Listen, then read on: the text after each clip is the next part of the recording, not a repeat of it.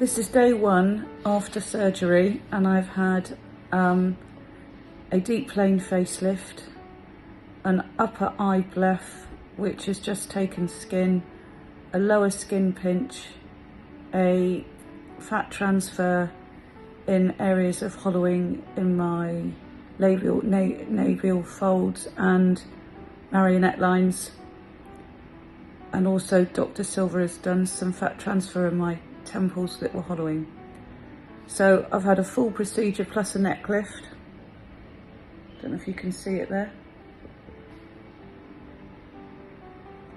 I feel quite tight, and obviously I'm inflamed, but I feel very positive about the results.